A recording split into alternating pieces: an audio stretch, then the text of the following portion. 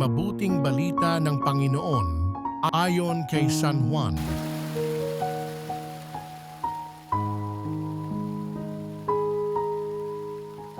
Noong panahong iyon, hinanap ni Felipe si Natanael at sinabi rito, "Natagpuan namin si Jesus na taga Nazaret, ang anak ni Jose."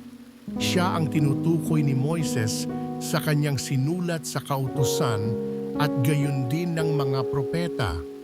"May magmumula bang mabuti sa Nazaret?" tanong ni Natanael. Sumagot si Felipe, "Halika't tingnan mo." Nang malapit na si Natanael, ay sinabi ni Jesus, "Masdan ninyo ang isang tunay na Israelita. Siya'y hindi magdaraya." Tinanong siya ni Natanael, "Paano ninyo ako nakilala?"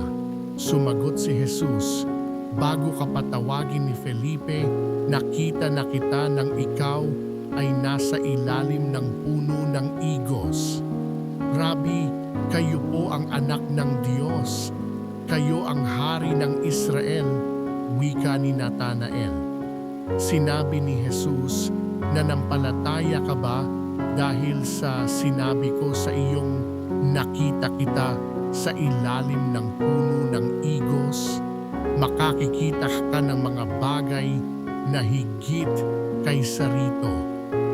At sinabi niya sa lahat, "Tandaan ninyo, makikita ninyong bukas ang langit at ang mga anghel ng Diyos ay manhik-manaog sa kinaroroonan ng anak ng tao." Ang mabuting balita ng Panginoon.